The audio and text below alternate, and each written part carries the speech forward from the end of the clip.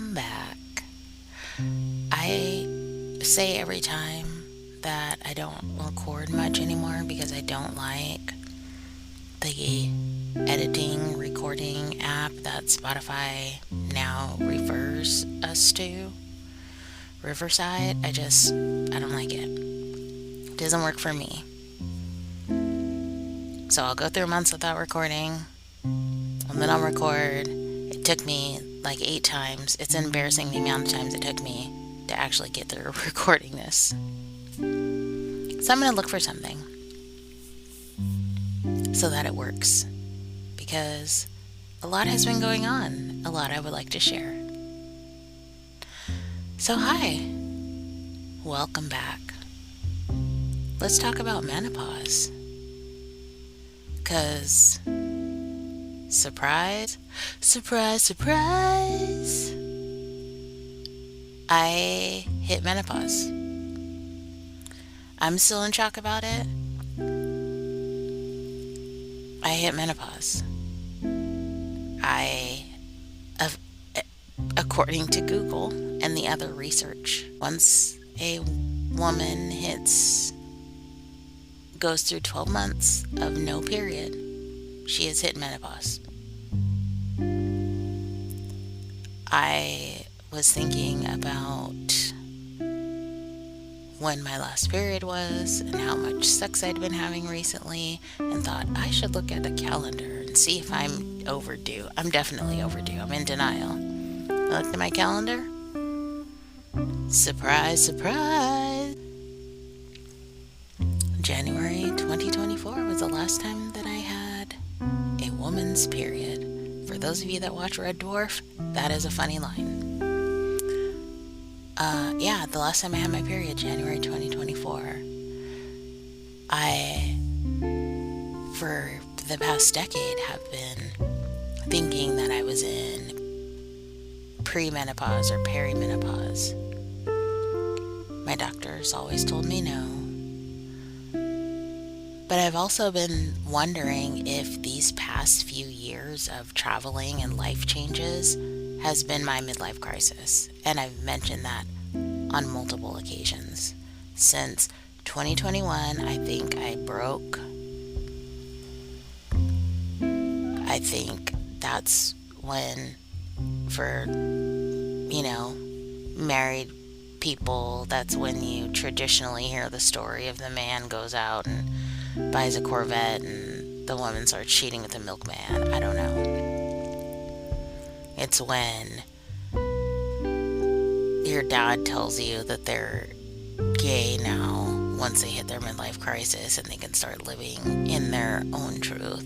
It's when people decide to quit their jobs and move to Costa Rica and grow their hair out and be hippies. I thought that this has been my midlife crisis since 2021, when I left a career and a sticks and bricks home and a stable life to travel on the road full time, help someone die, inherit their dog, buy a trailer for the dog, move to a completely different state. Just, on paper it might look a little midlife crisis suspect, right? It looks a little suspicious. Well, now I have proof.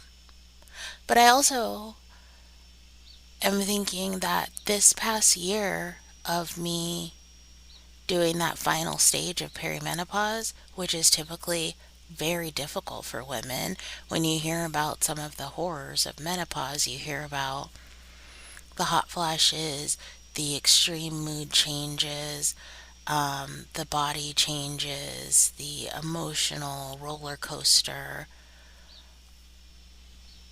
I think I was very lucky because I was able, even though I experienced all of that looking back, I was able to not attribute it to my body going through changes, which a lot of women internalize as what's wrong with me. I was able to blame that on Ivy's death. And I hope this comes across the way that I mean it, which is with 100% love. I am grateful that I allowed myself to feel every feeling that I felt last year. And I shared those feelings with those around me. And they were supportive. If I just wanted to cry, if I wanted to vent, if I needed to say, fuck the world because my dog is gone, or if I wanted to just borrow one of their dogs to cuddle, or if I needed to just stay at home and smoke weed all day and do nothing, whether it be whatever it was, I allowed myself to do that because I had the excuse of I am mourning my dog and it's okay for me to mourn my dog and I'm not going to be judged for that. And I think just having that switch in what I thought was going on versus what was really probably going on is what saved me from being in a psych ward, being on medication, having a lot of broken relationships because women go through that. They don't know why they're going through that. Their friends and family think they're crazy, and doctors just give them medication for mental stuff when really it's just the effects of perimenopause. So I am very lucky that when I look back, because I was initially thinking, wow, that's weird. I haven't had any menopause symptoms or perimenopause symptoms. And so when I was looking up a lot of the symptoms, I realized I've had all that shit, all of it, except I thought it was mourning my dog. And I kept wondering why it was lasting so long. Why was it lasting for 8 months, 10 months, 12 months? She had been gone a year in December 2024, and I was still crying and mourning and couldn't understand why I couldn't shake this weird feeling. And I'm realizing now the weird feeling was menopause. So, my advice to anyone approaching menopause is to just don't question whatever the fuck you're feeling. Because that made it a breeze for me. Just if shit happened, I mean, I probably was having hot flashes in the summer, but this summer I was in a place where it was 127 degrees. So I just thought it was hot. So move to the desert and don't question your emotions when you're going through perimenopause. And girl, you're going to get through this with no problem. Mentally, I am a little in shock because how could I have already hit menopause when I still have squishmallows in my bed? I still get a sparkle in my eyes when I find an adorable tutu that fits me. I like to eat fruit snacks and watch cartoons. I mean, how could I be in menopause?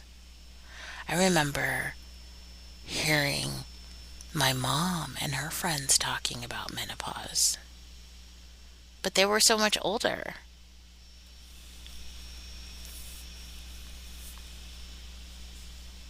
I'm only 47.